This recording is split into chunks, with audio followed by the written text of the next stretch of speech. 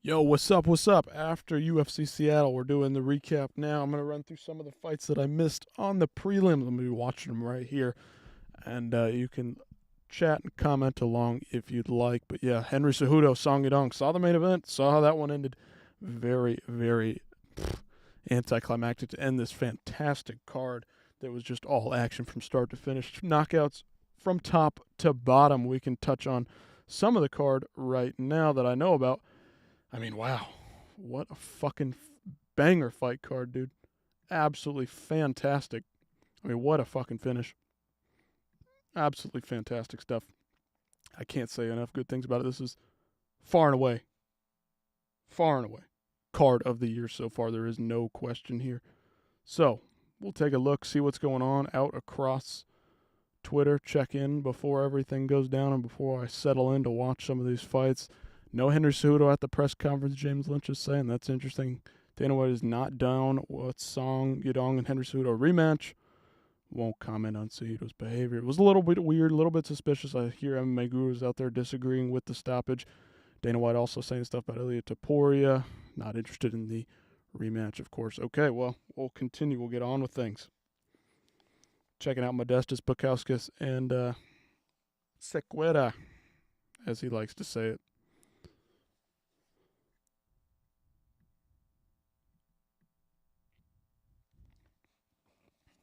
Skip ahead here a bit. I saw the finish here. Absolutely nasty shit from Bukauskas. Fantastic finish. I mean, the whole card. I mean, we were, 9, 10 finishes out of 11 or 12 fights. I mean, just absolutely fucking insane.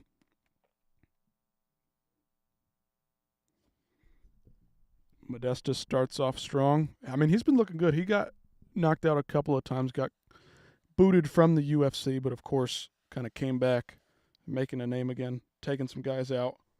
And it looks like he does just the same thing again tonight against Sequeira.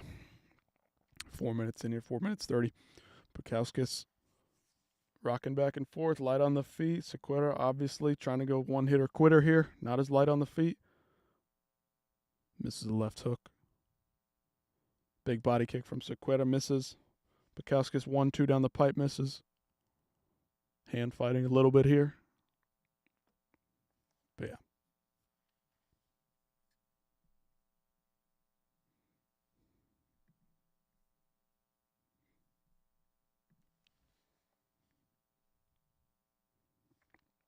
Nothing yet. Nothing yet. Minute gone.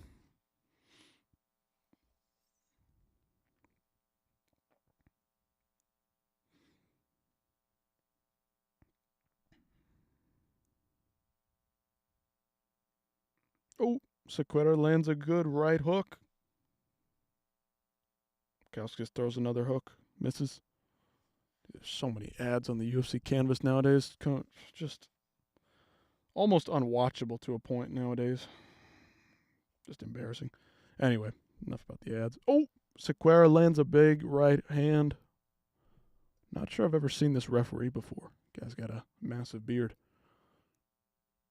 Complimentary to the Michael Beltran. Bukauskas. Sequeira lands a low kick here. Nice. Bukauskas is hunting him down. Like he's closing in on him, pushing him up against the cage. Here's the end of the round, though. Or here's the finish. Oh, big left hook. Just murdered. Oh, my word. Slumps him up against the side of the cage. Backflip to finish. Let's watch that again. Oh, my goodness. Just, he's out and he's teeing off on him, dude. Absolutely absurd. Let's find the finish. I believe I had it saved from earlier somewhere. Bukauskas gets it done. First fight of the night, kicking things off in just absolutely fantastic fashion. Crushes Sequeira up against the cage and just tees off on him. Here's the finish. Up against the cage. Throws a big right hook and kind of backs him up. Just the wind off that big right hook had him slipping. But he catches him with a left. That's what really hurt him. Stumbles him. Hits him good with the left hook, like I said. And just tees right there. Boom, boom, boom. In consecutive order. Boom, boom, boom, and just lays him out up against the cage. Slumped him. No other word for it. Taking a look at the rest of the card, we'll move up to the next fight. Where is it? Sequeira. Was it Ruziboyev? Did he get the finish? Let's find it here so we can look at it together. I'm pulling up. Yep, here it is. Here it is. Here's the Sequeira finish. Getting it loaded up here.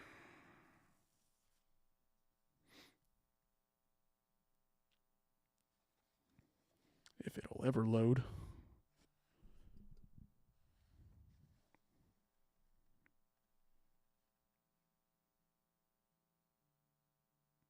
Come on now. ESPN Plus going to load up for me? Within the next century? Don't think so. It's probably not going to happen. Come on.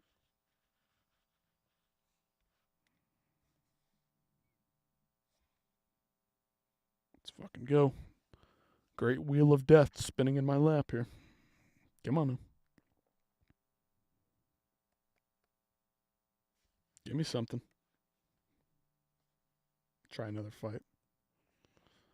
Try a different matchup. Austin Vanderford surprising everybody with the skullet. Who the fuck cuts their hair like that? I do not understand. How's a guy like that bag Paige Van Zandt? That's my question, man. It's just impossible. How do you even? Simone versus Bashra. Is that going to pull up? No, nothing's even pulling up. I can't get anything to pull up here. Just trying to rewatch the fights. Give me a break here.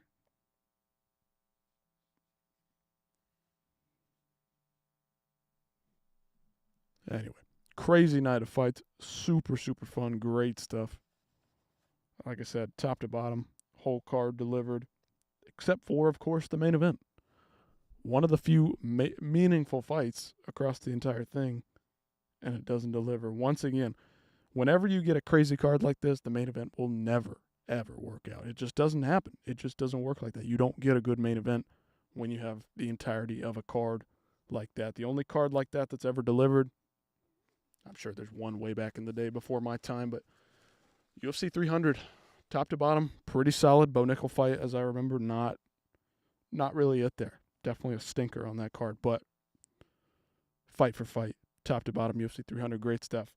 A couple of International Fight Week cards, fun stuff as well. This one, that Dallas card, what was that, December 2023, that one was fucking bangers all from top to bottom there. Great, great stuff. Maybe the whole prelims will pull up. Let's see if we can fucking watch this shit.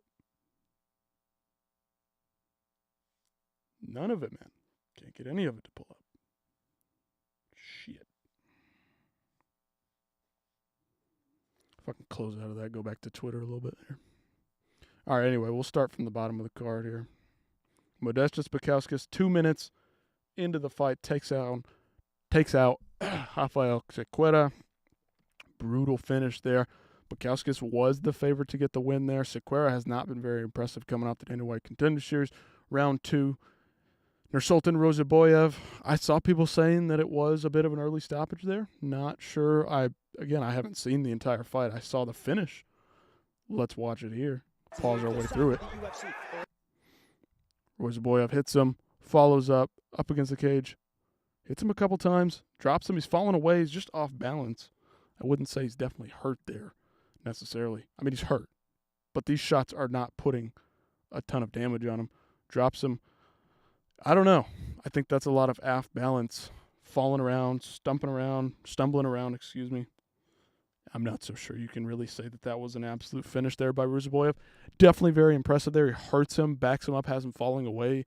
He's putting shots on him, which is making him off balance, and that's looking like there's trouble to the referees, but I completely disagree. I don't think that he was ready to be stopped there. I think he could have taken a couple follow-up shots on the ground to actually put him away and make sure that somebody's hurt instead of the referee just blowing it off as if he's been hurt all because he fell over. Just because you fall over doesn't mean the fight is over, so we need to stop doing that bullshit. Look at that fight with Pat Barry and Czech Congo, stumbling all over the place, falling all over the place. Guys were hurt left and right, and they didn't stop the fight until somebody was dead out on the canvas.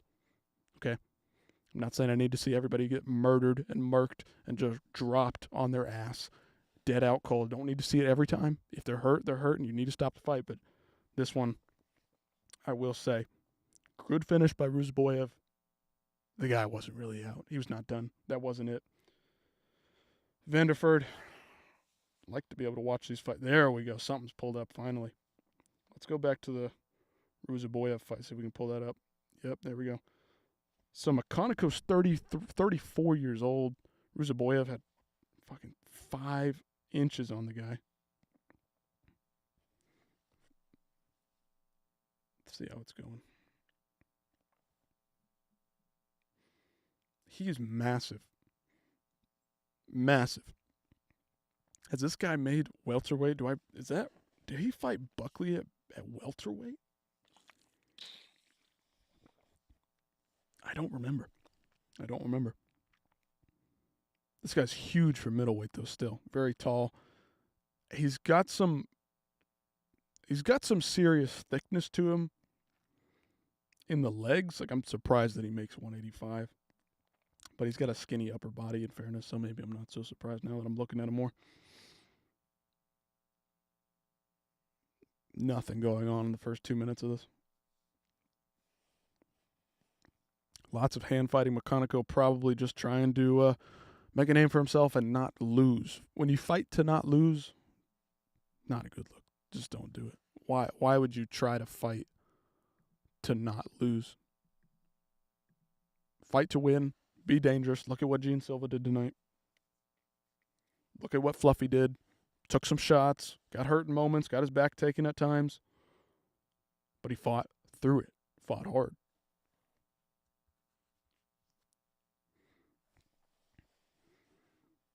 A little bit of a tangle up here. Throwing huge looping shots. And Nursultan Ruziboyev throws a front kick teep.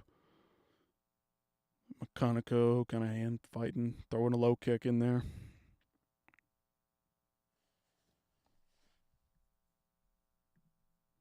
Still nothing going on.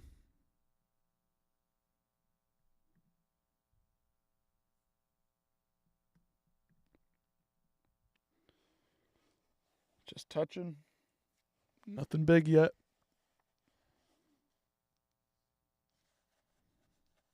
Ruziboyev throws another teep.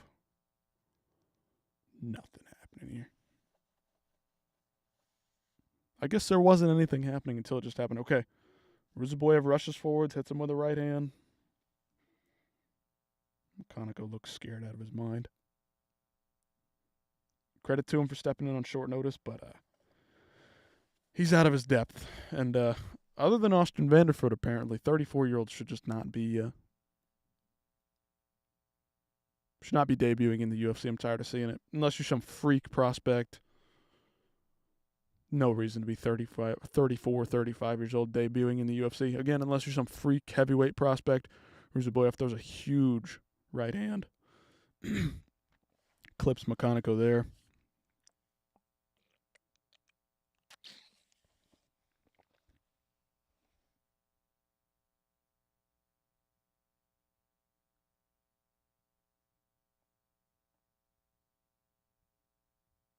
Up against the cage here.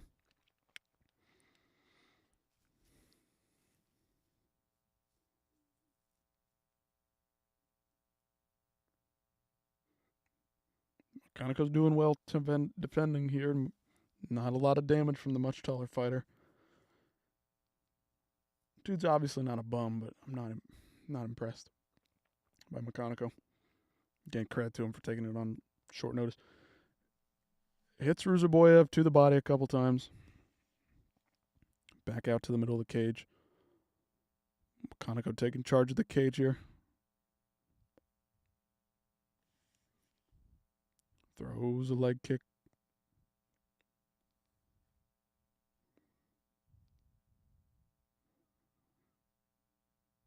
Feinting. Ruziboyev shoots in. Throws a right hand. Nothing impressive.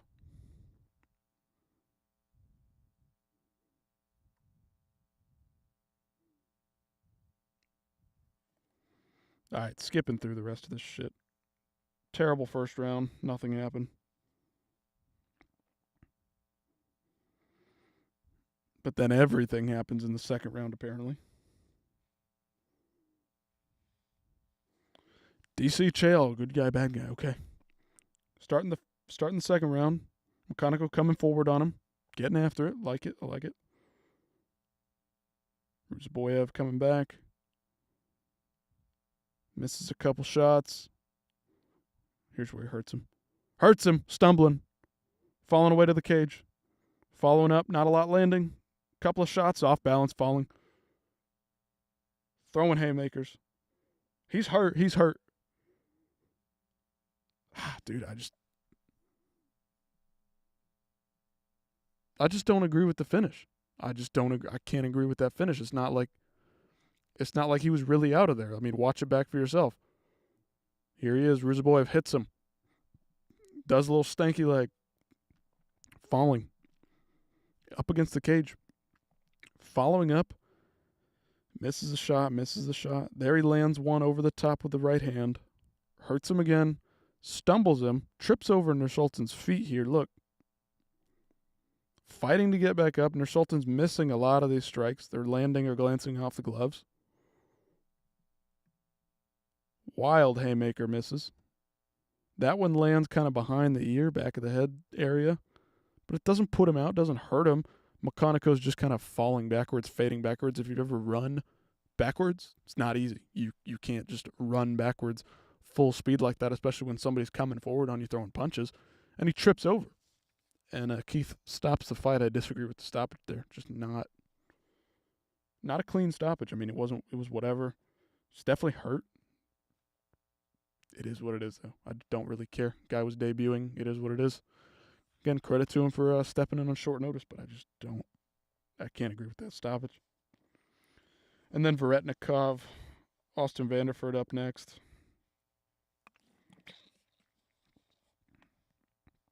Paige Van Zant's husband. The cuck himself. I mean, what a legend for bagging that. Considering the hairstyle, I mean, what the hell is he wearing on the back of his head? He's got a fucking squirrel in the back of his neck. Anyway. They start off. Varetnikov's huge, man. He looks fucking twice the size of Vanderford. Vanderford's fought some legit guys in Bellator. For sure, but he's lost to a couple of guys coming out of Bellator, and then he fought in the LFA a couple months ago. That was a good finish. Now he's in the UFC at 34 years old. What are we doing? Again, good for him. Got the win tonight. Not a lot happening yet. Varetnikov kind of skinny legs, though. Maybe that's where the size goes. He's like all upper body. Vanderford looks much smaller, but he's got big legs.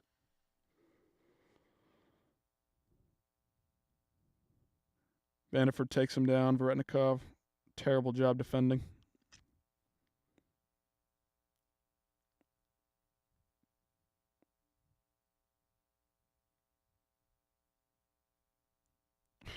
Body triangle, bro.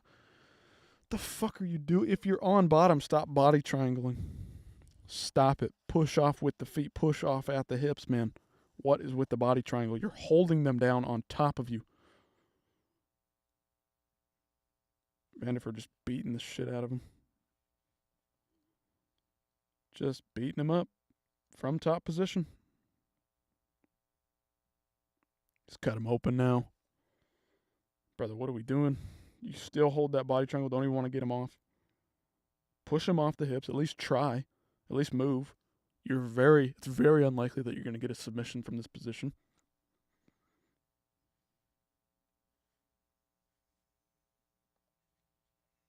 Varetnikov. I think it's Varetnikov, but all right, it's Paul Felder. Paul Felder, one of the better ones. I'll give him credit. Arm triangle attempt by Vanderford. Varetnikov kind of rolls out of that one. Vanderford gets his back now. 30 seconds to go left in the first. Arm triangle attempt. He's still pushing. Got him cut open. If you guys pops out, gives up on it. Smart. He is 34. I would hope that you're smart in the game of MMA at this point.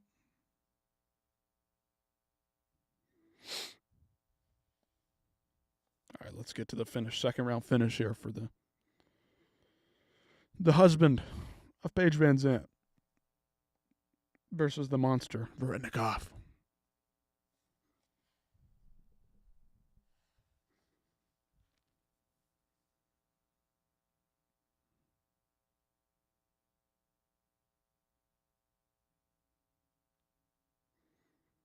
Nothing much going here. 30 seconds into the second round. Nothing much at all.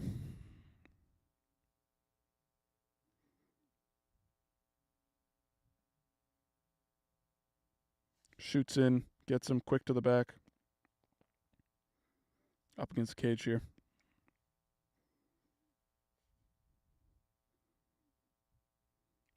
Pressing Varetnikov into the cage, gets the takedown. Back on top. 3 minutes left in the second round.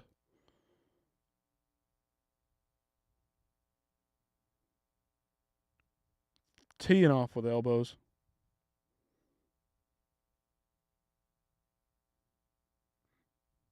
He's getting after it now. He's just throwing down ground and pound. Vicious left-handed ground and pound here from Vanderford. Well done. Mixing it up. Putting some damage on these guys. Stop hunting for submissions. We'll get to Brendan Allen later. Stupid. Stupid what Brendan Allen did. Doing well against Fluffy, but Fluffy just put it on him. He just comes forward, fights hard, man. Brendan Allen, when you jump for guillotines, when you jump for submissions, doesn't always work out, my friend. I don't know what you're doing. I like Brendan Allen. I think he's really, really solid. I think he's good everywhere, well-rounded. He was hurting Imavov on the feet. Was able to take down Imavov. Took down Chris Curtis, hurting Chris Curtis on the feet. He's got good stand-up, got good ground game. But the dude's just stupid as hell.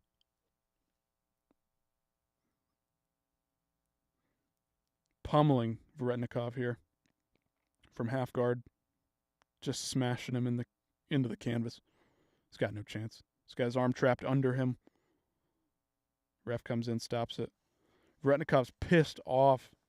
I know this is where the picture comes from, where Vanderford's flashing the camera, middle fingers. Varetnikov's pissed off. Pushes him. What a fucking punk-ass bitch this Varetnikov guy is. Oh, boo-hoo, you got smashed on the ground. I mean, what are you doing?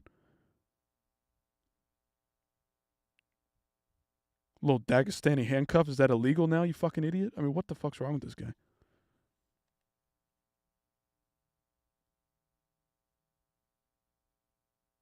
If you're getting your face smashed in up against the canvas in the cage, and you're smashed in the corner between the cage and the canvas, and you're just getting your face fucking smashed into pieces, elbowing, going off on him, you can't even be upset. Like, you're just sitting there not moving. Yeah, he's got your wrist tied up, but, like, move, dude. All you got to do is move, and you weren't moving. And now you're pissed about it? Weak shit from Varetnikov. Move, dude.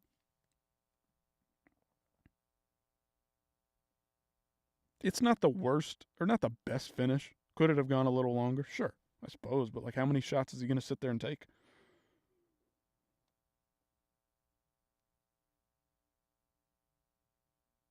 You can't do anything, man. Your arm's pinned down.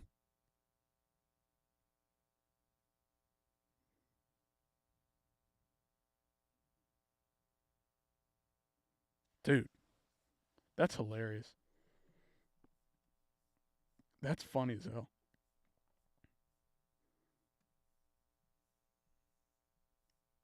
Let's see if we can find the picture. Nope. We'll see. Where is that damn picture of Vanderford, man? Great win by him. Very unexpected on my part. Was not predicting Vanderford to win there. Got in there and did his thing, though. Pretty impressive. Varetnikov just had nothing for him, and what a fucking bum, dude. He's getting cut. He's getting cut. Varetnikov's getting cut after that.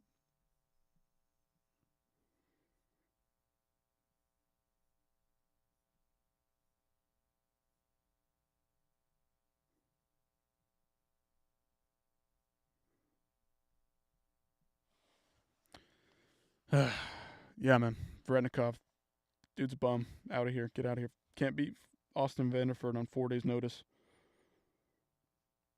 Now it's tough. It's tough for guys on short notice, whether they were preparing for the fight or whether they weren't. On both sides of the equation, it's difficult both ways. It,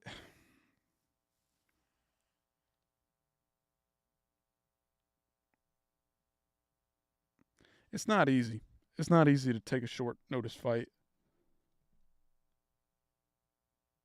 when you're the guy preparing for it because it could be a completely different style than you were expecting to be going up against. That's legitimate. That's legitimate. And Bretnikov fell victim to that. Austin Van Zant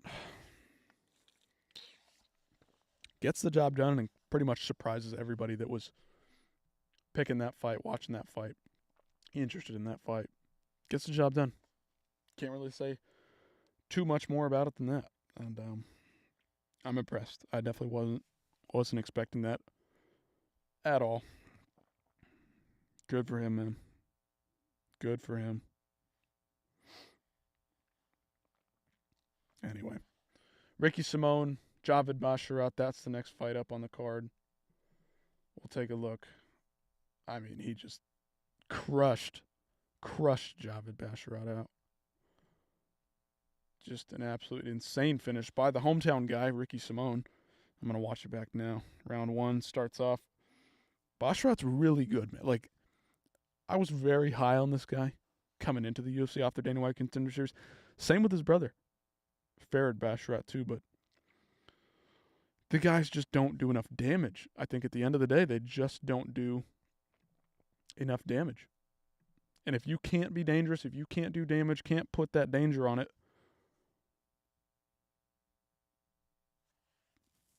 I don't know. Man. Very technical, very impressive what these guys do on a daily basis, but I just cannot help but think like you're not doing enough damage to your opponents. Ricky Simone picks him up. Javid, nice job hooking the leg a little bit there. See, like he's good. He does good things. He's smart. Fights smart for the most part, but this one, he just got fucking clocked clean. Ricky just took his head fucking off. Ricky Simone, getting up there in age, but he's not over yet. It's not done for him, man. Still fighting. Still trying to win these fights. Javid throwing an elbow a little bit back there in the clinch. Dude, he's good, man. Very technical stand-up, good ground game. Trained with Jake Shields. Jake Shields, master in the jiu-jitsu realm. Very, very good. He's training Javid and Farid, but like, sometimes you just get fucking caught, man. I mean, that's what it was. Ricky lands a couple of shots here.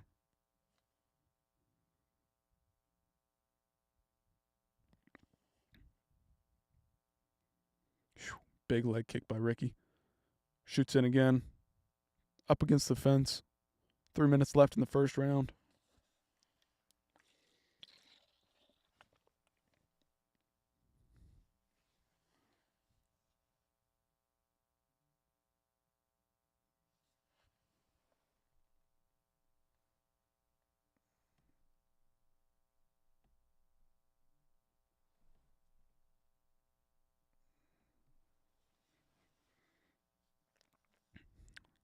Javid misses a big kick. 230.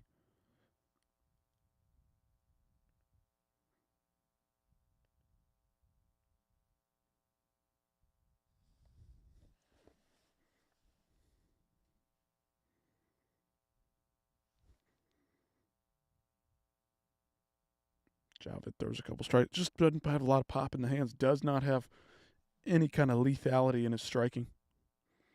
Ricky in another takedown. Back up against the cage in the clinch. Elbow from Ricky. Javid defending well. Posting up with the leg. Minute 50 left. First round.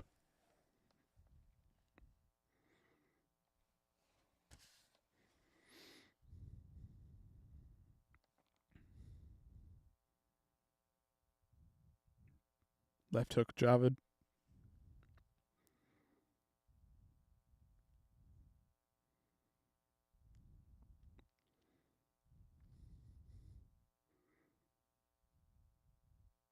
Big knee to the body by Javid. Very nice. Definitely hurt Ricky. Definitely felt it. Just say that. Stiff jab by Ricky. Oh! Oh my God, dude. Oh, he doesn't know what the fuck happened.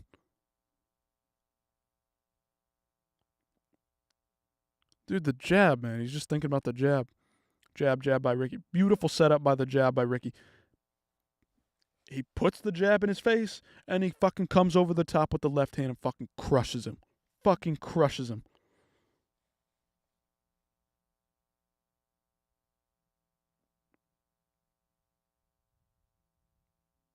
Oh! Just right on the fucking chin, man. Holy shit. Javid's dead, man. Dead on the canvas. God almighty. Killed him. I mean, he just fucking murdered him. Right there. Laid him out on the canvas. And it wasn't the only time it happened on the entire card. Multiple finishes like that where they just laid them out. Crazy. Crazy shit. Look at him, dude. Look at him. Put the lights out. Doesn't even know what happened. Wakes up 30 seconds later. Has no idea where his eyes are wide open. Rolling around.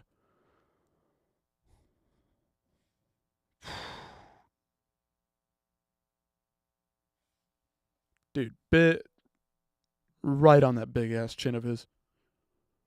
Right on the chin. Boom, dude. Boom.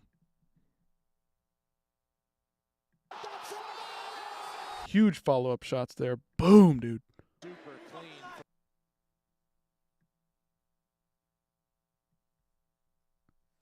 He had him spinning. I mean, he was out. There was just no need to follow up. Dude was out cold.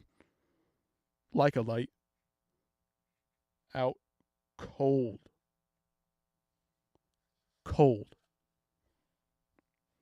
Mansour Abdul Malik coming off the Contender Series, staying very active. Nick Klein, also Contender Series alum here. Spinning elbow was kind of the big moment in that fight.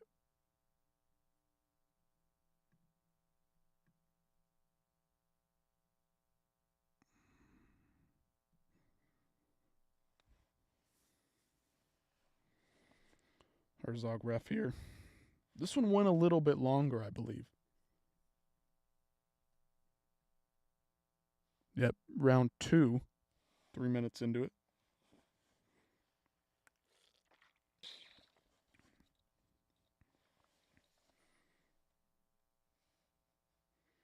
Couple of shots early by Klein. Klein's kind of fighting for his contract here, fighting for his career here.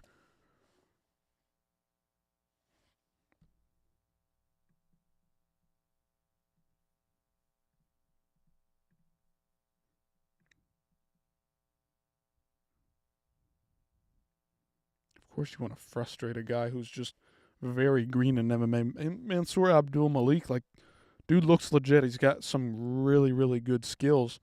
He's just green, not super experienced, has the physical acumen to hang in here with a lot of guys.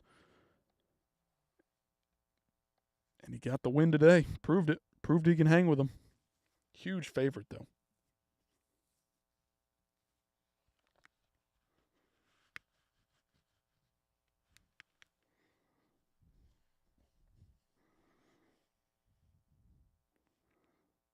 $27 at middleweight. I mean, the guy's got a bright future.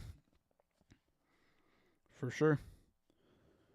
Not a ton of action here yet. 3 minutes left in the first. Kind of just feeling each other out. Couple leg kicks here and there, back and forth.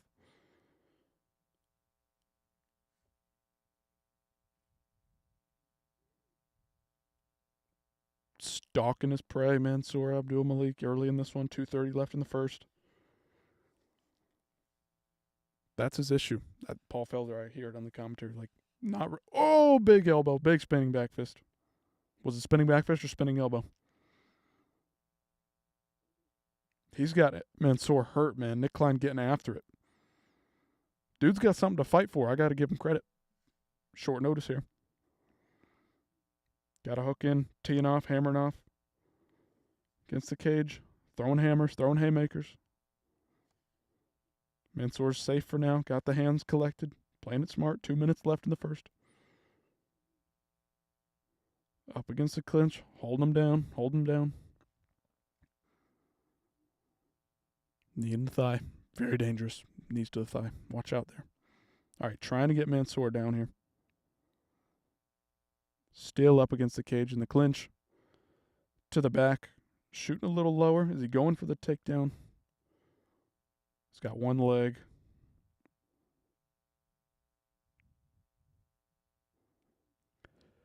The fact that Mansour survived this tells me that he has good instincts. Good fighting instincts. Throws his own spinning elbow, misses over the top of the head of Klein. That's round one. Phew. Crazy last 2 minutes of that round. Mansour coming straight for his head. Klein in on a takedown here.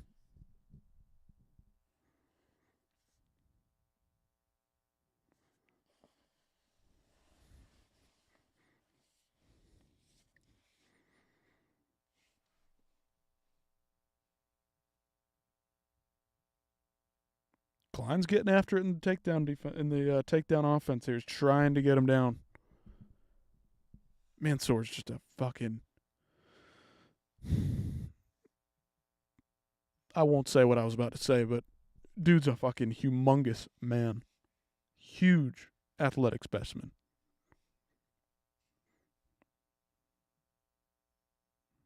Just a monster. If he can put it all together, man, dude's going to be dangerous as hell. Dude's going to be dangerous as hell. He's trying to get that takedown. Nick Klein is. He looks fucking exhausted, dude. Throwing a couple leg kicks here.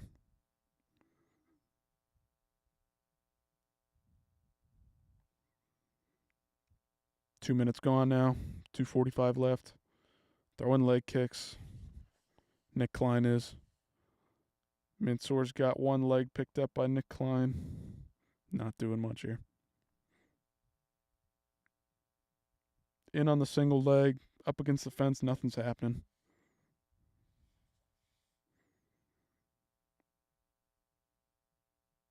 Mansour got one leg pushed out of the clinch. Now they're back in the stand-up here.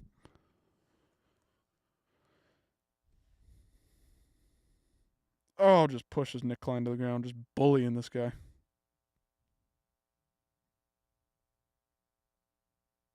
Just bullying him. There's nothing else to it. Oh, teeing off up against the cage. Slamming him with shots.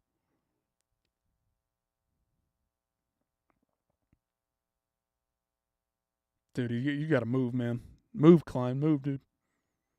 Oh, big uppercut. Oh, hurt him with the knee. He dropped. It's over. It's over. Early adversity, not a problem. Absolutely not. Mansour Abdul Malik gets it done. The young 27-year-old with the green. Not a lot of skills, but the guy's got great instinct. Got the power, got the physicality, got the endurance to go. Just put it on Nick Klein. Klein had nothing for him. He was done. He was out. That was it. That was it. That was it. What else do we got? Andre Fili. Still in this. Melquizael Costa, 28 years old. Fili's 34. Dude, Fili's been around forever.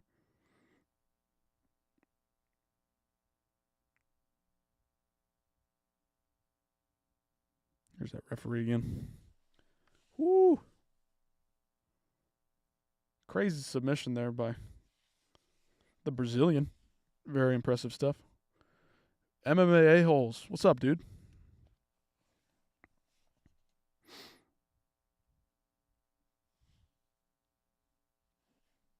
Love some good MMA A-holes content. All right, Fili, Costa feeling each other out here.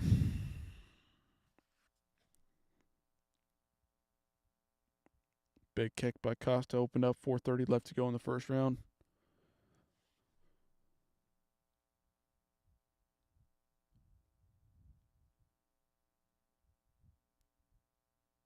This fight was pretty scrappy. I was kind of watching this one while I was at work, back and forth here. Just kind of skimming back and forth, half watching it, half not. But, dude, they were throwing down if I don't remember correctly. I mean, my goodness. Costa's got the crazy hair, the vitiligo. He's definitely got a look, and he's definitely proved that he's got some skills today against Fili. Fili's a tough customer. Not easy to take out Fili, and I was pretty impressed by the submission at the end of this one. All right, 350 left in this one. Still kind of pitter-pat on the feet here. Not a lot of damage either way. Both throwing head kicks. Big exchange. Man, Fili's back tattoo is nasty too. Fucking wild back tattoo. Very, very cool. And well done too. Like, he's one of the guys that actually has good tattoos. Costa just winging shots coming forward on him. Costa's just throwing everything but the kitchen sink at this guy. Spinning back kick. Ooh. Oblique kick, stomp right on the knee. Nice one. 3 minutes left in the first. All right, they're not as scrappy as I thought it was, in fairness, but good shit. Good shit. Good, fun fight. The whole card, just fun, man. They exchange left hooks.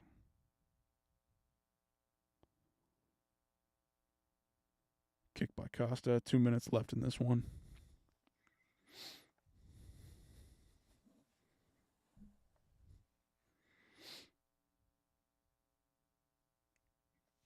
Chance of USA ring out in the crowd.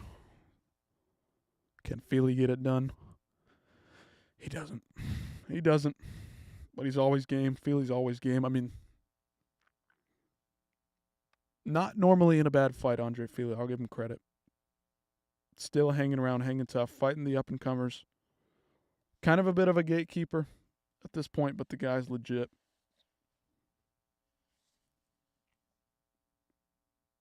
But same kind of thing, man. It's like, how much danger can you really put guys in? That's what I always look at. I'm no expert. I'm not going to be the guy to break down every fight from a technical perspective. But when I watch a fight and you're not dangerous, it's hard for me to think that you're going to go on and do great things. Javid Basharat, perfect example. Great fighter, super technical. Love watching him fight from a technical perspective. But he just doesn't have that like super dangerous ability to snatch a finish out of thin air. Andre Fili, get on top. Well done here. 50 seconds left to go. Just walking right into a guillotine right here. Just walking right into the guillotine. Costa throws the leg over the top. Yeah, this is over. That just fell right in his lap. I mean, what are we even doing here, Andre Fili? Come on, man. Come on, dog. I'm not even going to... We could pull up the finish. Let's see if we can pull it up. If I had anything saved from that one on Twitter. Yep, absolute cinema. This card, just absolute cinema, huh? Was it not? Was it not absolute cinema? 7 straight finishes, 7 fights. 0 IQ. Yeah. Love Andre Fili. Fun fighter, always fun. But come on, man. Come on, man. All right. Kutalaba. Ibo Aslan.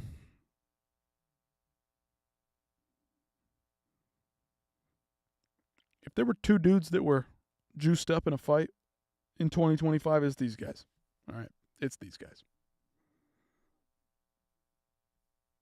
Let's see if we had that. Here, Andre Fili crawling right into the fucking guillotine. Yeah, what are you doing, dog? You got the takedown. You're doing well. Back and forth. Nobody's really ahead by a wide margin. You just crawl right on into it. Foolish, man.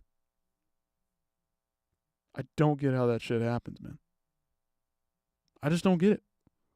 Yeah, the Hulk gets it done, man. Great shit. But these dudes are just two monsters, two physical specimens, two guys with huge power. 1-round fighters, Aslan and young Kutalaba. We know what this was going to be. Ooh, Aslan's coming forward on him, throwing haymakers. It's broken the nose of Kutalaba early in this one. Just a minute into it, they're throwing haymakers at each other. Kutalaba in on a takedown. Aslan throwing shots.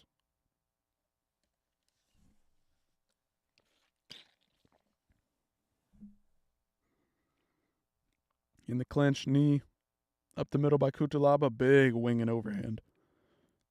340 left. Oh, double uppercut by Aslan. Takedown by Kutalaba. Deep in on this one. Survival mode right now. It's been clipped a couple times. Ibo Aslan's almost grabbed the cage. Almost grabbed the cage. I saw that. Almost grabbed the cage. Yeah, man.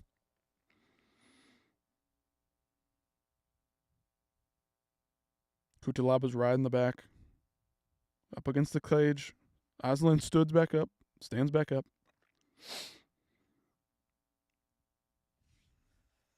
Big spinning back fist misses there for Kutalaba. Woo. Woo. Aslan's winging shots at him. Oh, big shot by Kutalaba. Throws the kick. Back in it. Quick on the takedown here. Dude, fight with a brain for once, Kutalaba. Look at this guy.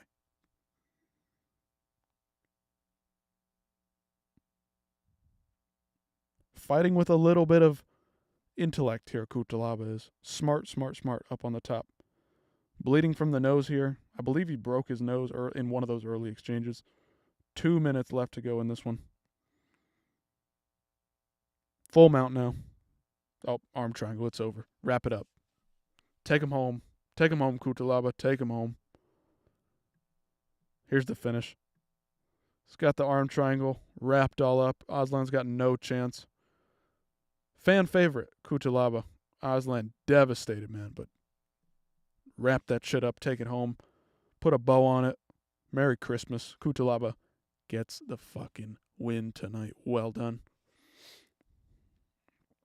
Woo. Fun, man. These are just finishes back to back to back to back. Menafield Walker. I'm not even going to fucking watch it. Fucking boring ass fight. Menafield got it done. Julius Walker, not very impressive in his debut here, huh? Not very impressive. I saw the fight and I was like, you know what? If there's any stinker on this card, it's going to be Alonzo Menafield, Julius Walker. And guess what? Shit stunk it up, man. Shit was stinky as hell. I don't get it. Just putting random ass fights on the main card. I don't understand at all. Anyways, we're skipping Menafield Walker. Nothing to see. Don't care. Cut both of them. Don't need to see them again. Pat Barry's protege, Alonzo Menafield. Not very impressive today. Not very impressive today, my man. Missed me with it. Don't need to see it. Bagdasarian. Gene Silva. Woo. What a fucking fight, huh? Not a lot of action, but you were just waiting for something to pop off. You knew something was going to pop off eventually in this one.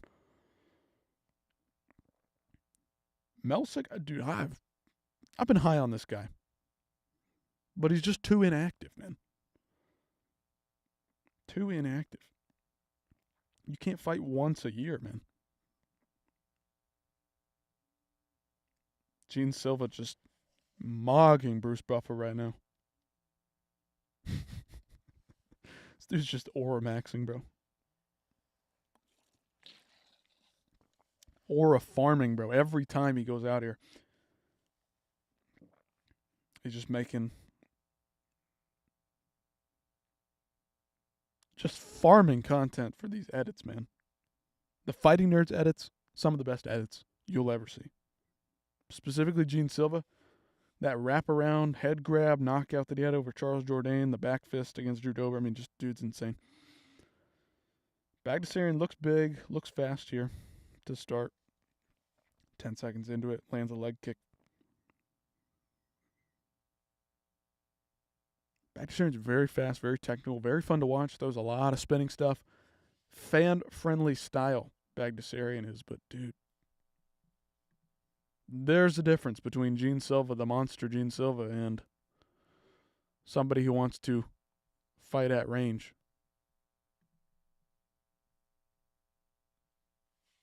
The real reason Tapori's moving up.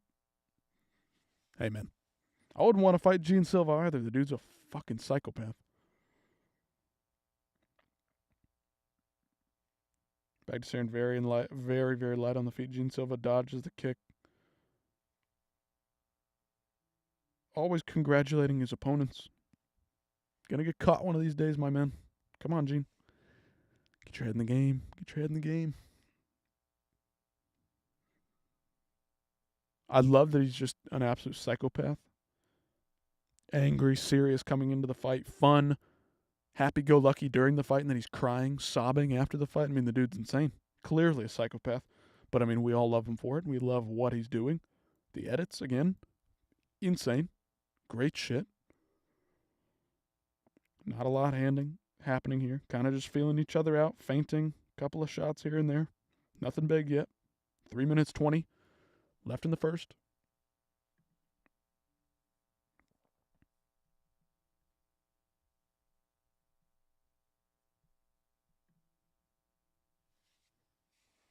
Yeah, Gene Silva was just very emotional in different ways, showing different emotions. Big feint on the right hand by Gene. 2 minutes 50 left in the first.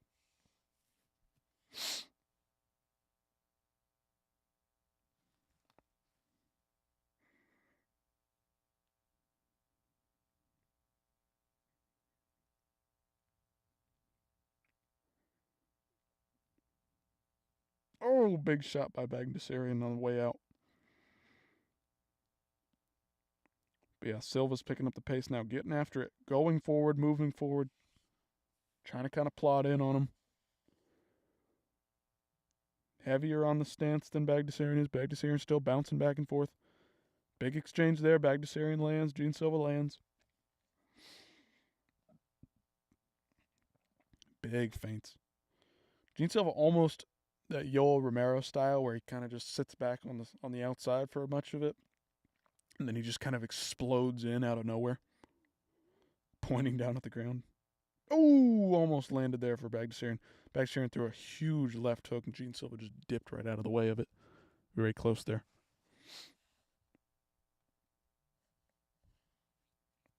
Ooh. Head kick misses. Almost caught Gene on that one. Minute 30 left.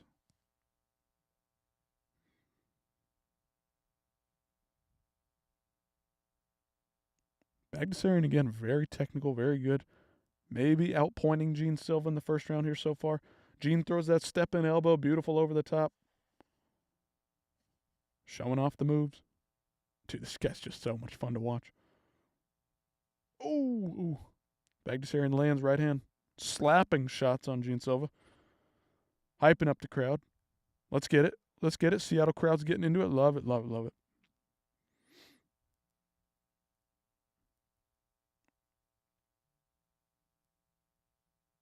Oh! Woo! Oh my goodness. You're going to make me do this? Hell yeah. I'm going to fucking destroy his ribs and break his face is what he just said. Oh my goodness, dude. Dude, it's beautiful. He just touches him with the left hand.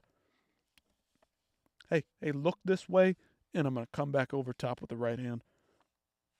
God almighty. Beautiful finish by Gene Silva. This dude is murderous.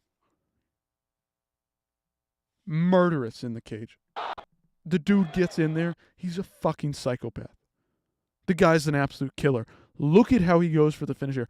Touches with the left hand. It's smart, too. He doesn't fight like an idiot. He's pretty smart in there. Just touches. Just touches with the left hand. And just crushes him. He looks at the ref like, you really want me to murder this guy right now? You really want me to kill this guy?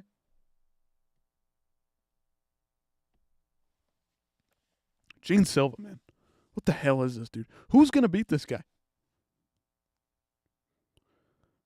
He's got flaws in his game. He's got weaknesses, but like, again, when you are so dangerous throwing those step-in elbows, the elbows that he lands on the ground on Bagdasarian, when he has to follow up on him, jeez, dude. Tees off. I mean, he throws like 4 shots in just rapid succession to the head. Watch it for yourself. I mean, beautiful shot to put him down. Basically ends the fight right there. He says, you really want me to finish this guy? Hell yeah, finish this guy. Throws those shots just boom, boom, boom, right to the face. I mean, he's hurt bad. Just laying into his ribs with murderous intent. Murderous intent. And then throws that last elbow over the top.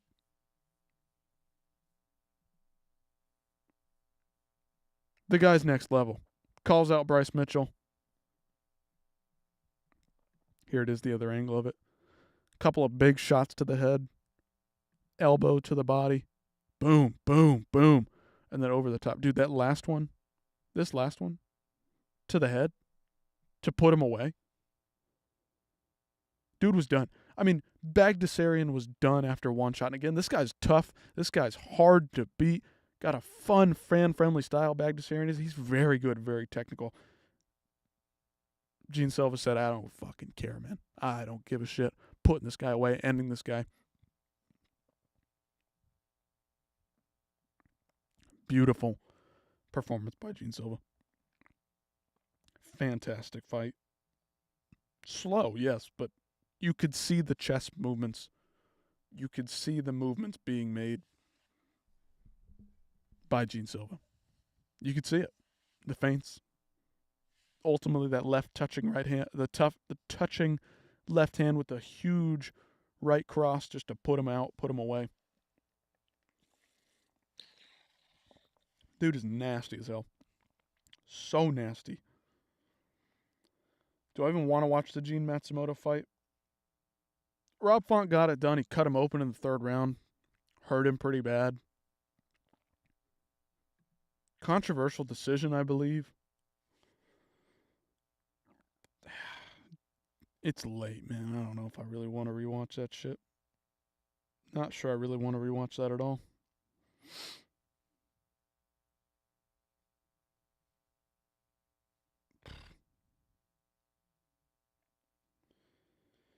Yeah, we might have to skip that one. Might have to skip the Matsumoto and Font fight. Just wasn't super interesting. I don't really care to rewatch it. I was glancing here and there. I caught bits and pieces of it, but just don't really care at the end of the day. Don't need to see a boring fight again. It was what it was. Was it a robbery?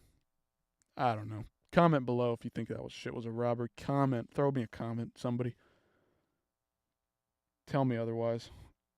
It looked like to me that Matsumoto got 2 rounds to none, but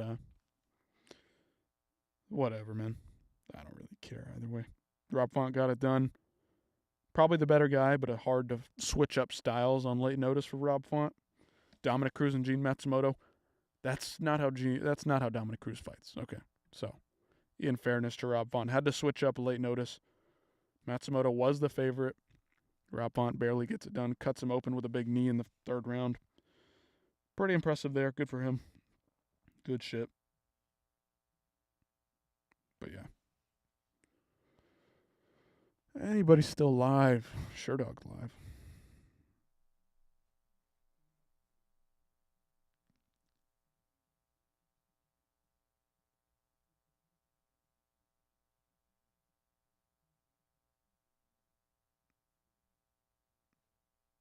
Yeah, not a good look for Henry Cejudo, but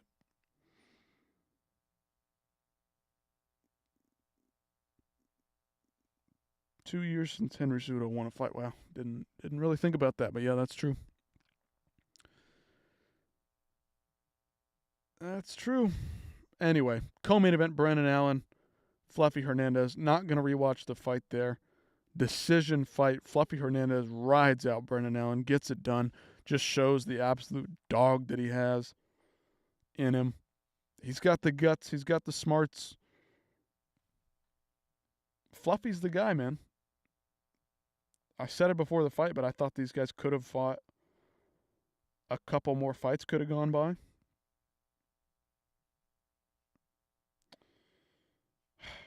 I don't know, man. It's tough to see both these guys fight, and then Brendan Allen has to lose that one.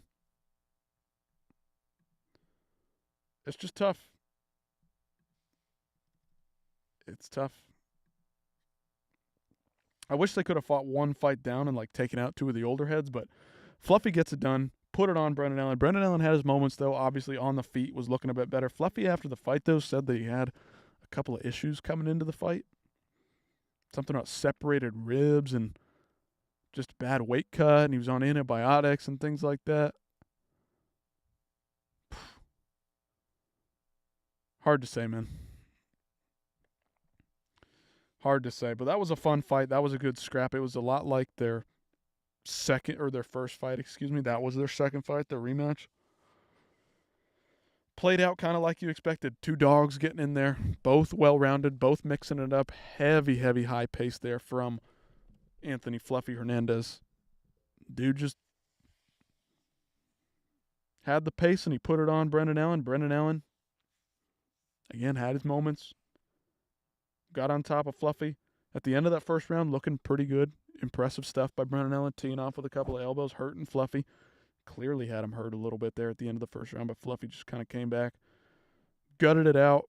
Brendan Allen threw up a couple submissions that were ill-advised. His coaches were telling him, don't throw up his submissions, and guess what he did? Fucking threw up submissions because the guy's absolutely foolish and stupid, and I can't understand why the guy is so stupid. Chris Curtis fight, you could look back on and say, Brendan Allen, you took him down. You looked really good in the fourth round. Why would you not go back out there and take him down in the fifth round and absolutely dominate Chris Curtis and lock up a victory? No, we'll just wait for Chris Curtis to blow his knee out and get a win. Brendan Allen got to be one of the dumbest fighters out there. Love the guy. Fun fight style. Really, really good. I think he's better than a couple of guys that are ranked ahead of him. I think he could easily beat some of the older guys in the division that are ranked ahead of him. I think that Brendan Allen is capable of that. But at the same time, if you're going to fight stupid as hell like that, do you even deserve to get above Jared Cannonier, Marvin Vettori, Roman Dolidze? Fluffy's at 12, man. How the hell did that happen? Fluffy and Brendan could have both taken on Marvin and Roman Dolidze, beaten them, and then moved into the 5th, 6th, 7th spot right up there with Caio Bahalio. I don't understand, man. I don't want to keep seeing... Listen, I like Jared Cannonier.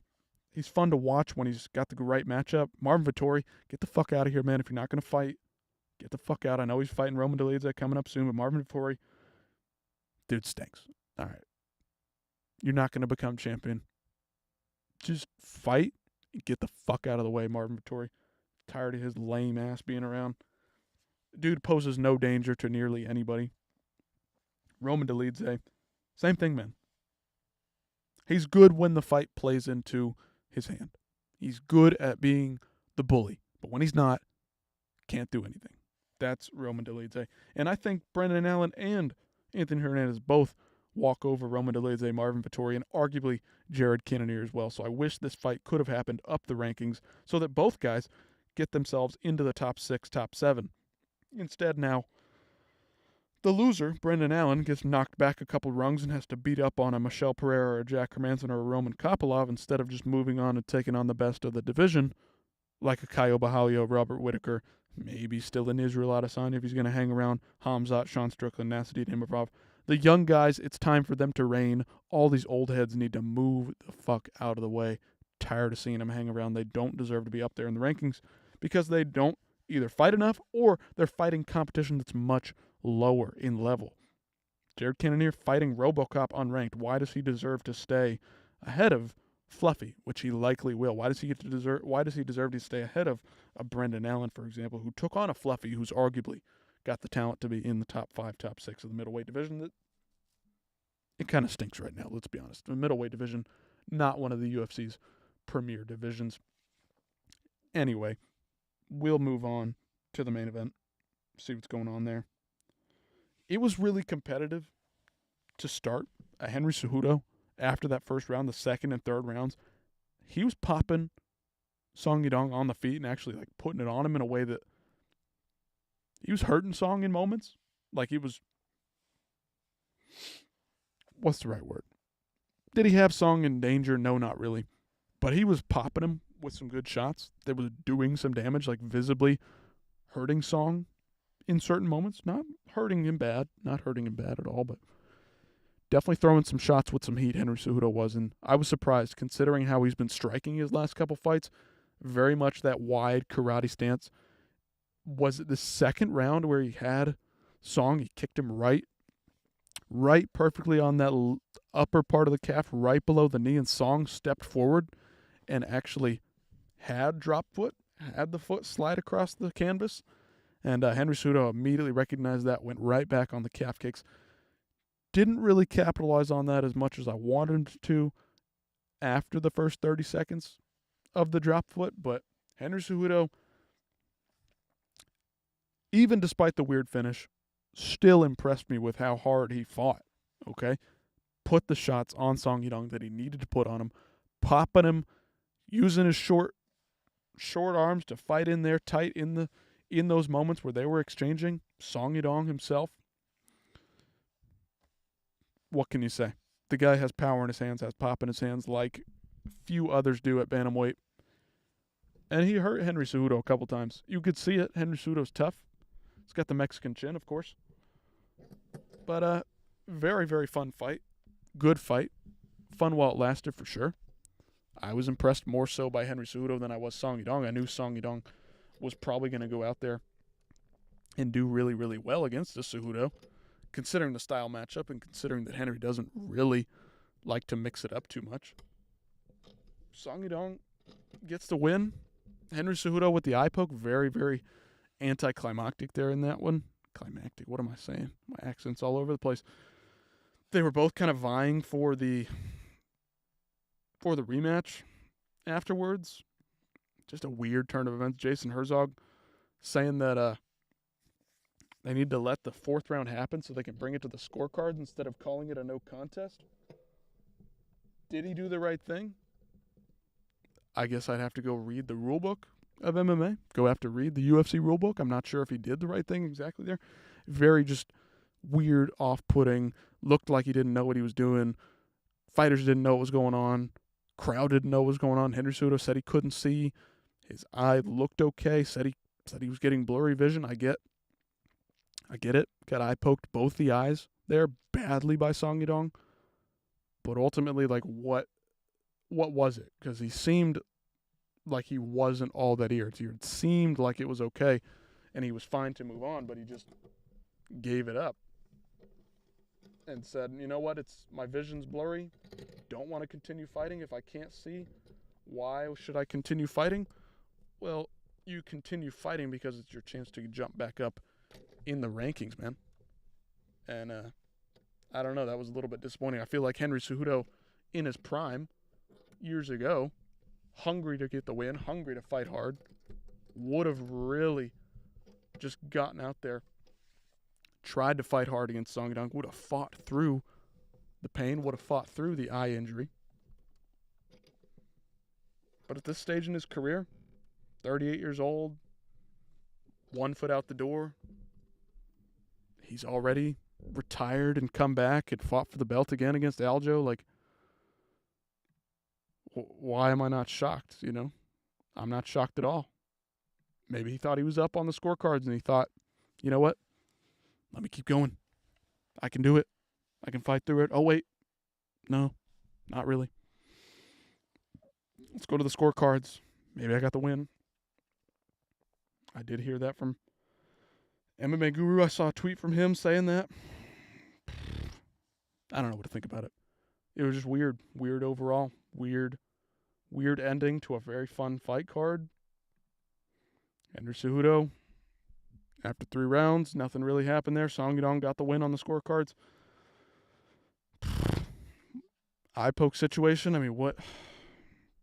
I can't even complain about it. It just terrible way to end a fantastic fucking card.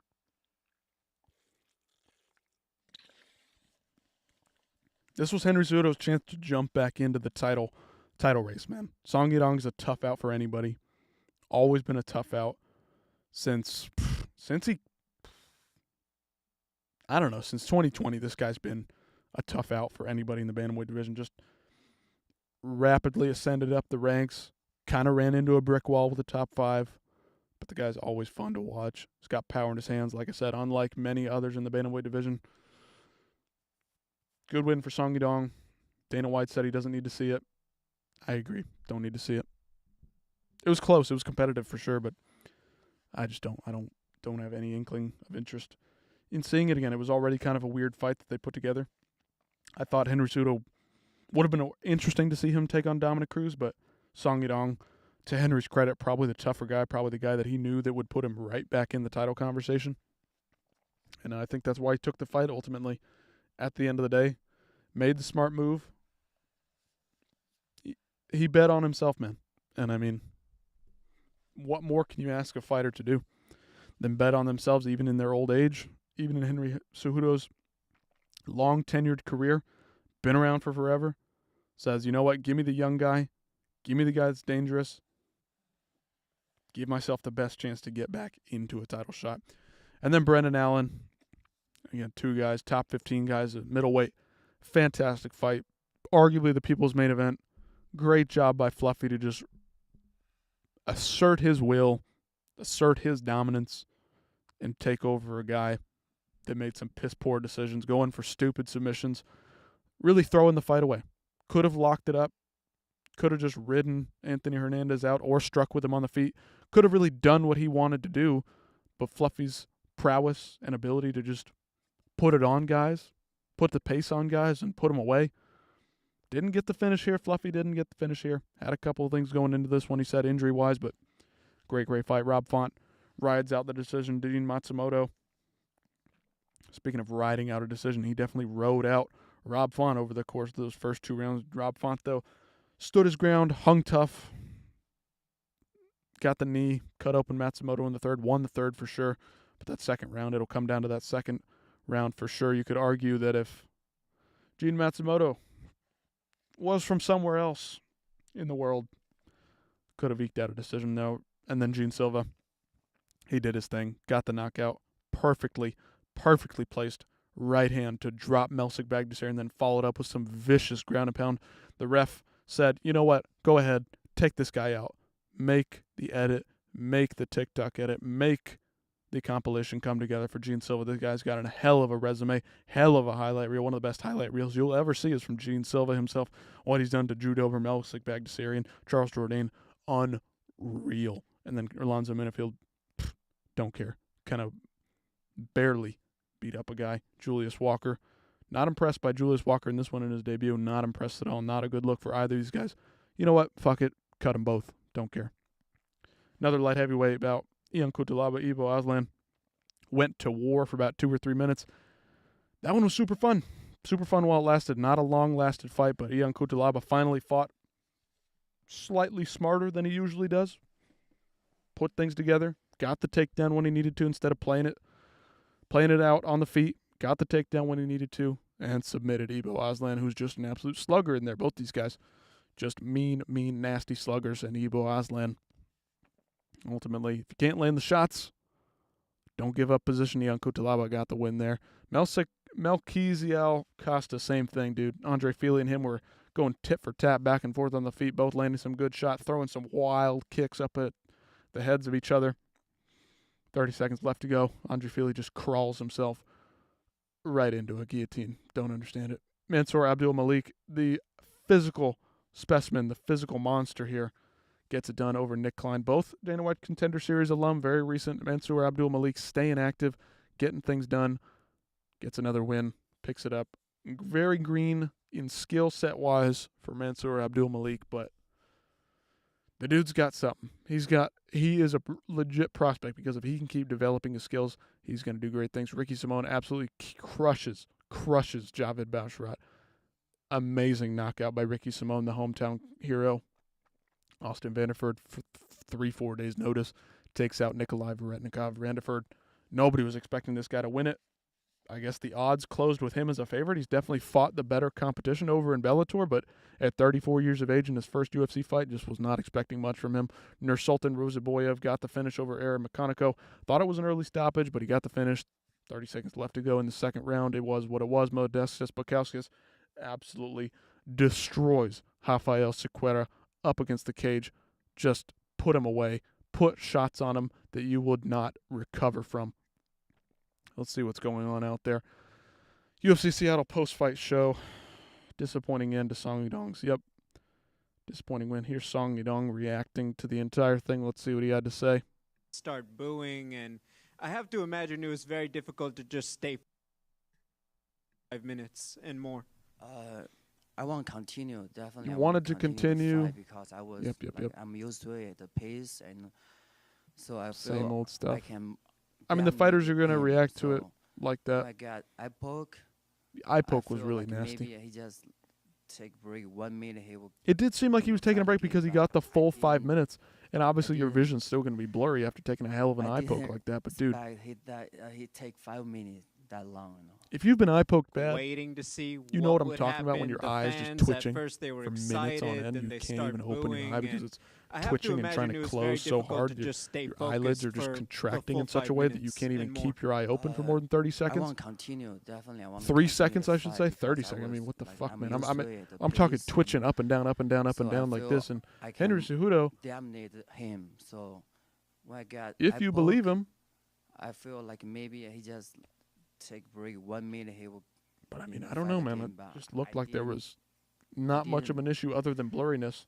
I didn't. Henry Cejudo from a couple years ago definitely would have fought through that shit. That long, Waiting to see what would happen. What are you going to do? He's probably just trying to save his career, taking some big shots from Song Yadong. Song Yadong's got heavy hands. I have to imagine it was very difficult to Henry just Cejudo stay didn't want to do it focused anymore. for the Didn't full want to 5 take the risk minutes getting and knocked more. out, getting put out, getting retired like that. I don't know. Definitely. Whatever. It is what it continue is. the fight because I was like, I'm used to it. Very, very anticlimactic ending there. So Dana White said he has no interest in it. Talking about Ilia Topuria as well. Here's Fluffy talking about the fight afterwards. You mentioned after the fight that you were on some antibiotics. Like, how serious were Antibiotics. things leading into the fight?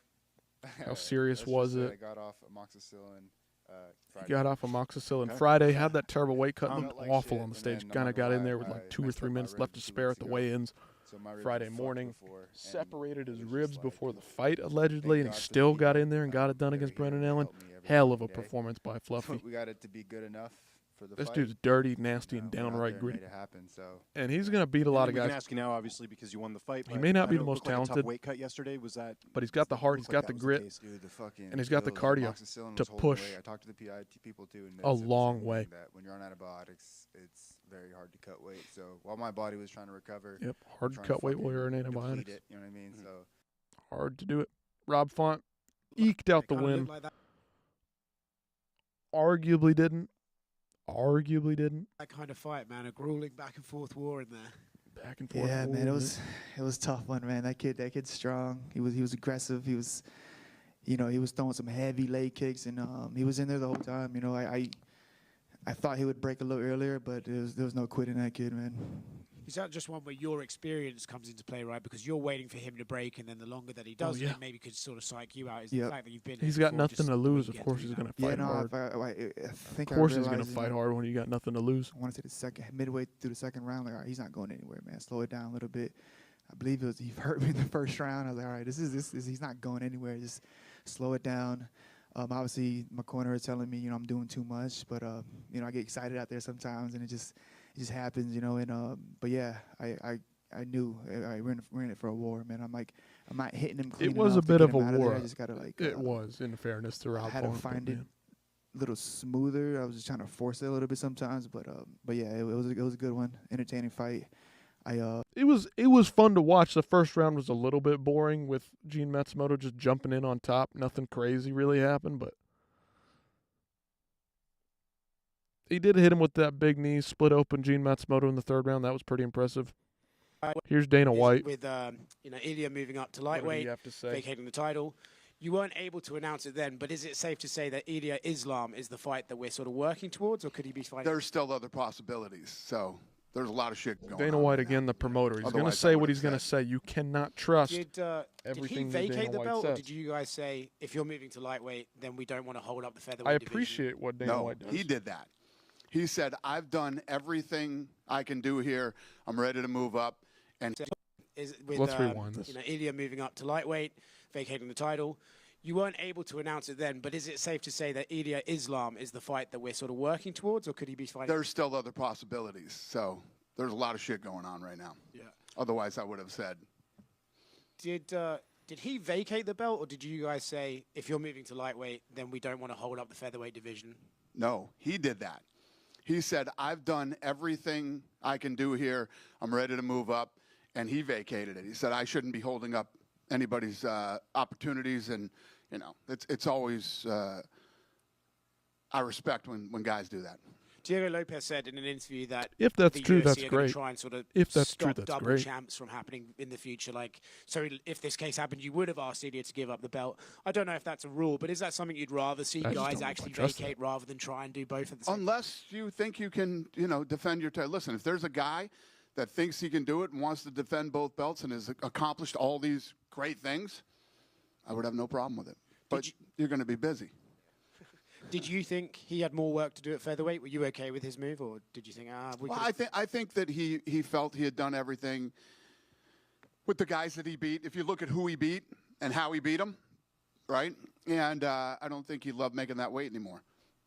The super fights and the champ stuff, I feel like in the past there had maybe been more eagerness or enthusiasm about booking these super fights, whereas now, like when we even talk about Alex Pereira moving up or Dricus, you seem to want these guys to focus on their divisions. Has there been any sort focus of on your division, clear it philosophical out, change in the and then matchmaking make the process super about fights keeping guys happen, in no their matter who you divisions? are, no I matter mean, how yeah, boring your unless style you've is. When really you wiped move out a up division after and, clearing out a like, division, it's going to make you a fucking huge star if you like become John double Jones, champ. who That's how it was in fucking lightweight works. forever and If then you moved fight up to once or heavyweight. twice and then move on up, who the Ilya, fuck I cares? get it. It Ilya makes Taporia, sense, Conor you know, McGregor are when- the like I outliers. said, Okay?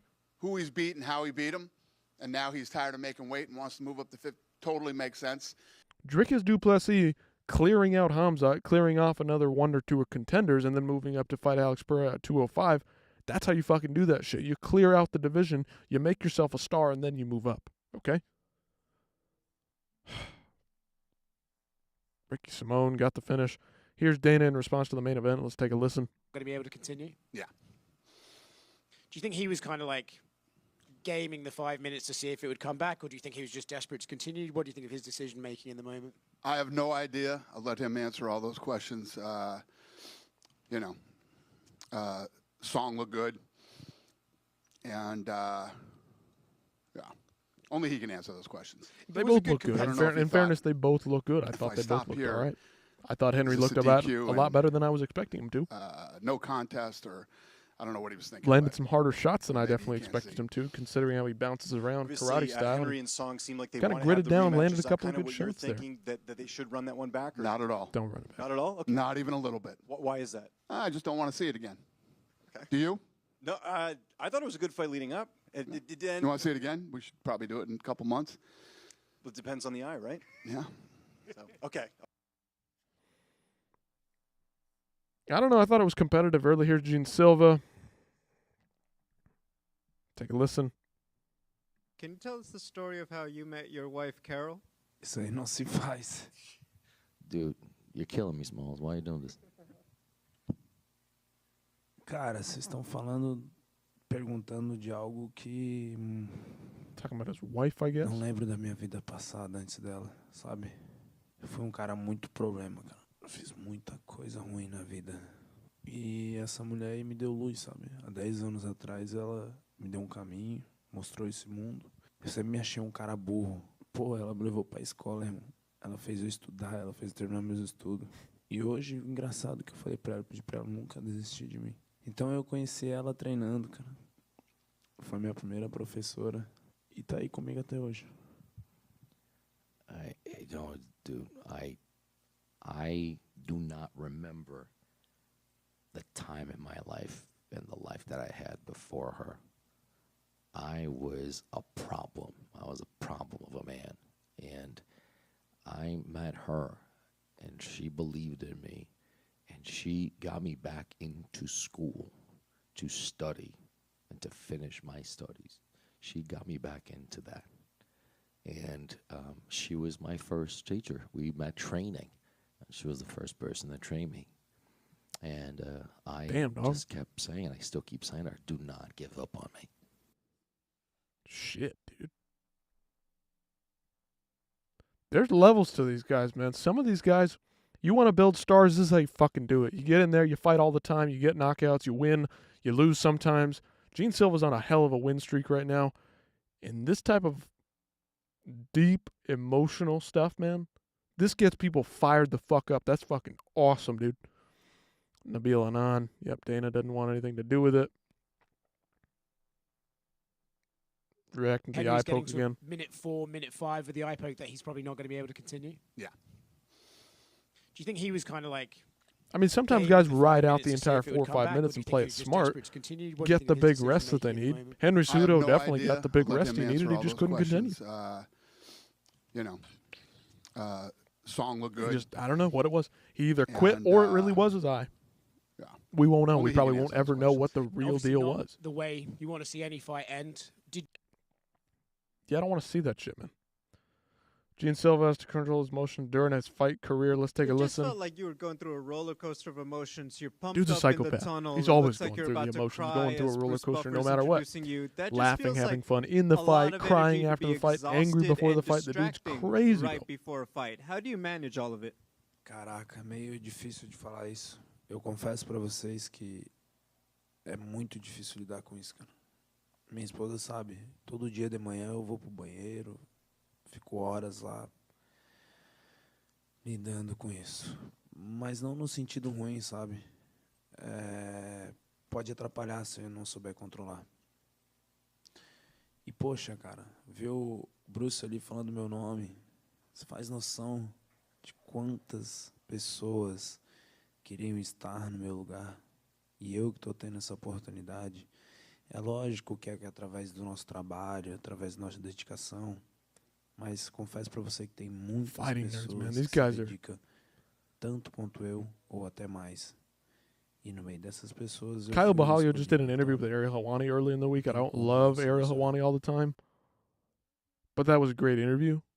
Like, there's levels to these guys. These guys are not just sluggers that go in there and throw down and make these TikTok highlights epic. Like, these guys, they're deep, man. These are real guys out there, and they're unlike anything we've seen in a long time.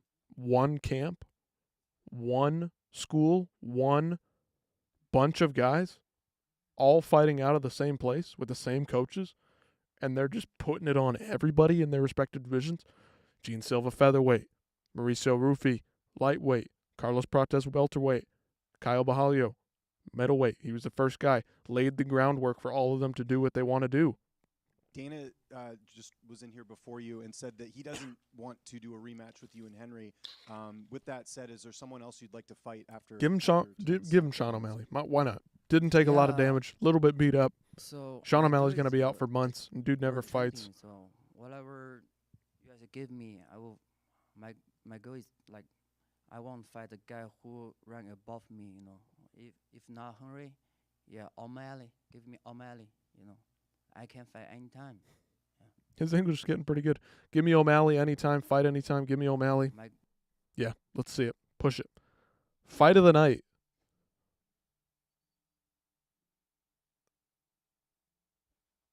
I'm not stupid, am I? Julius Walker and Alonzo Menifield got fight of the night? No way, man. How? How is that even possible?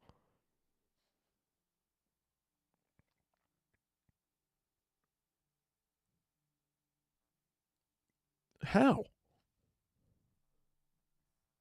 What the hell, man?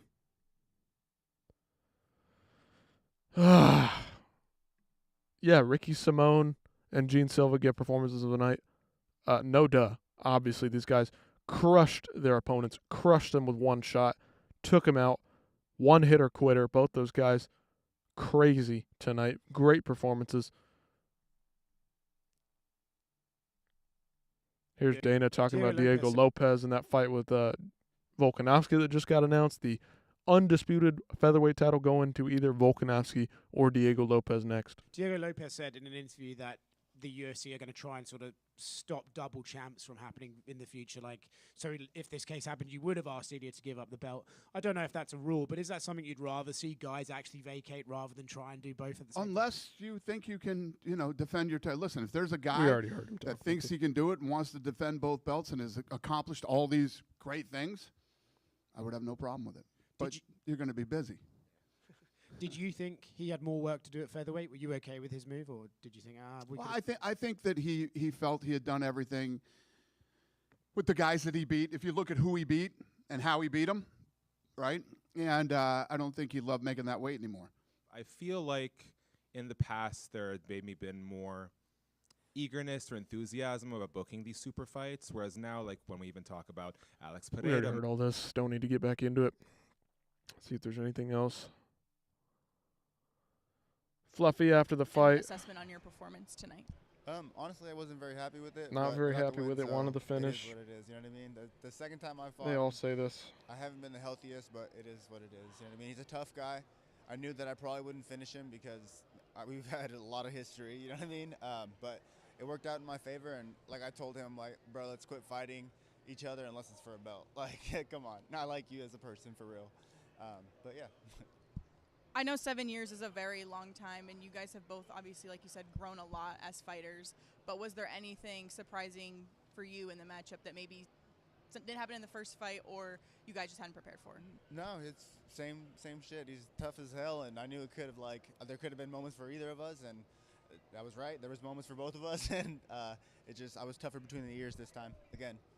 Yeah, when there's moments between both of you guys throughout the 3 rounds, how do you kind of go about preparing for someone like Brendan Allen, who's been very successful not only on the mat but also in the striking department? I just listen to my coaches. At the end of the day, I know how to fight, but my coaches are always my best eyes. You know what I mean? They're seeing what I'm not seeing. So as long as I keep that white belt mentality, it's been proving that I'm bulletproof. I've gone 7 now in a row. So I'm just gonna keep doing what I'm doing and listen to my coaches and stay humble, basically. What were some of Hell the yeah, biggest man, things that's that what they we had do. told you That's throughout how the we do fight it. that you kind of kept in mind as things started to progress? Keep your hands up. Don't fucking. I kept falling off, and they were telling me not to do that because obviously he got on top and started hitting me with the elbow, cut me, and then. Yeah, Brendan there was Allen. a couple other things. That I don't Stupid really as hell. remember right now. Giving this fight away in moments. I mean, what are we doing, man? But it was fun. You haven't lost since May of 2020, to Kevin Holland. 7 straight wins, like you mentioned. What do you think has been the biggest key to your success throughout this win streak? Honestly, I've told everyone, I was just going in a rough patch in life. I lost my best friend, who's my father.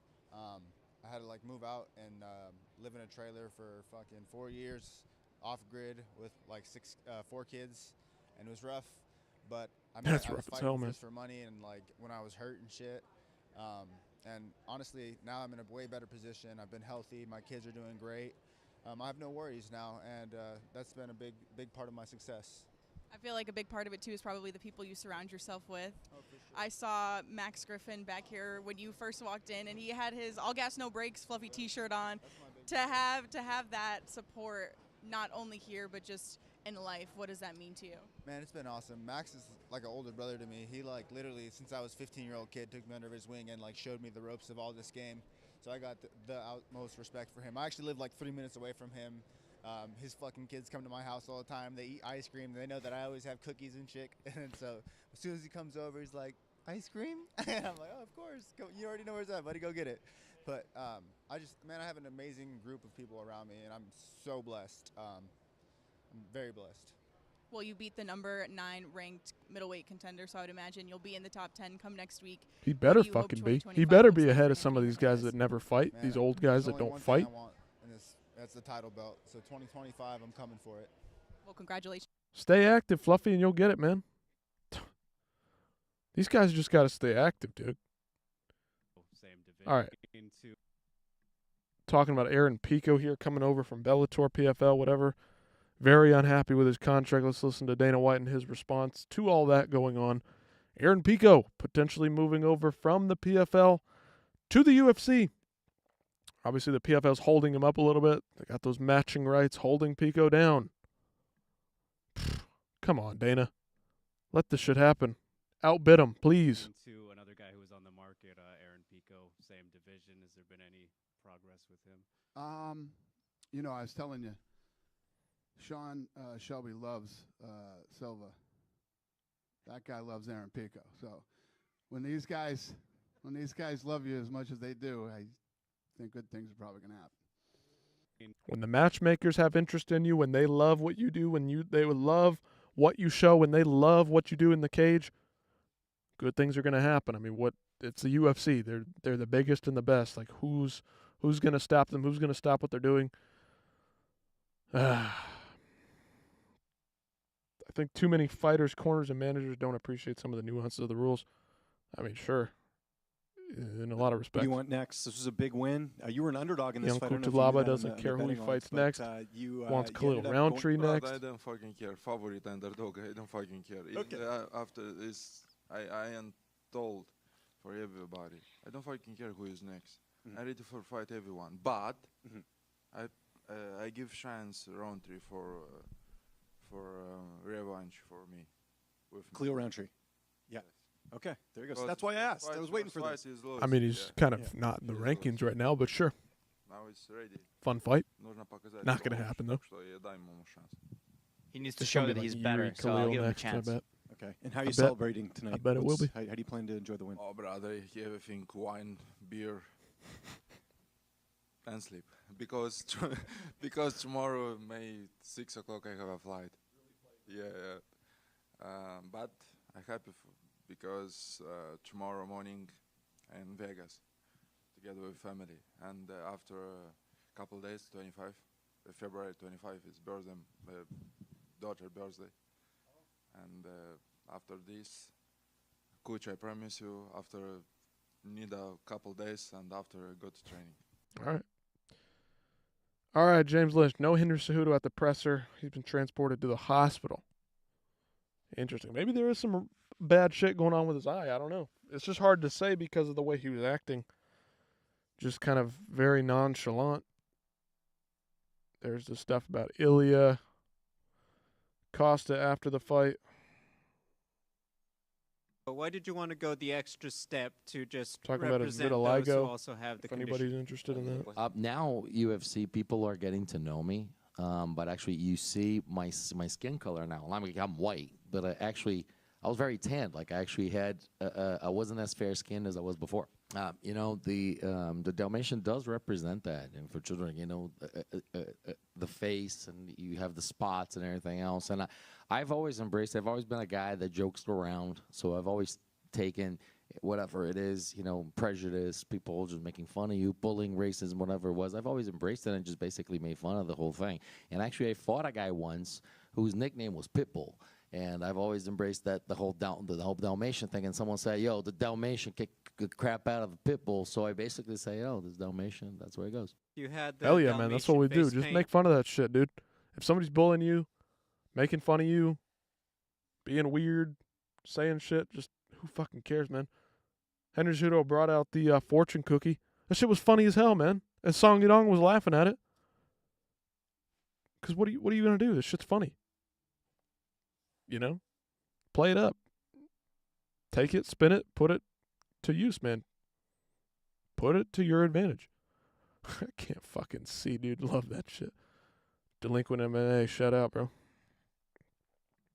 All right, here we go. Cejudo could have had a no decision if he said he was unable to continue in the third round. Hindsight will be 20/20 for him. Shout out Eric McGracken here. No decision about a stop before the completion of 2 rounds in bouts of schedule for 3 rounds, and before 3 rounds in bouts scheduled for 5 rounds due to an accidental headbutt or foul causing a severe injury enough for the referee to stop the bout immediately. Interesting stuff there. So Henry Cejudo could have gotten the DQ win essentially. Instead, he does not. Take a look at the Ricky Simone knockout one more time.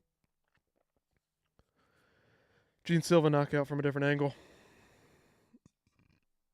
Excuse me. There it is. Fucking photo of the night there. Gene Silva getting it done again. There's probably already edits out there adding this in there. Gene Silva, hell of a highlight reel. Dude's putting it on, motherfuckers. I don't see many guys stopping this guy. I mean, obviously there's flaws in the game. Obviously, guys like him and Diego Lopez are going to run into a wall eventually. Eventually, your toughness and your grit and your power does not get you all the way, does not defeat every single fighter, every single style, but these guys are putting it on guys coming up the rankings. I mean, Melsik Bagdasarian is no easy task, and he took care of him, dispatched of him pretty fucking easily. So credit to Gene Silva, impressive performance, and I think we're just going to end it on this note. I mean, hell of a fight card, great fight card, ended in weird fashion with the Henry Cejudo stuff. Anticlimactic, can't say that enough. Ended in just absolutely weirdest fashion ever. Henry Cejudo with the eye poke, saying that he can't fight anymore. Ultimately, they stopped it, went to the scorecards, and Song Yadong pulled off the win, but the rest of the fight card, all the way from top to bottom, full of fun fights, full of action fights, finishes all throughout the card. A couple of decisions here. Only one or two fights that were not all action the whole time. Even the Fluffy and Brendan Allen fight, that one was really fun. Went to a decision, but it was really fun. The whole fight card, really, really awesome for the most part. Every other fight, very, very good. Not many fights that you wouldn't want to rewatch, but there's a couple stinkers in there. That happens every single fight card. And ultimately, at the end of the night, the main event just could not live up to the hype. Ended anticlimactic. So I'll leave it there. See you guys next time when I see you. And that'll do it for me. Call this stream a quit. We'll end it on this one. Gene Silva. Just remember that photo right there. Pretty fucking badass. Do you really want me to kill this guy? 'Cause I'll do it. I'm a psychopath. That's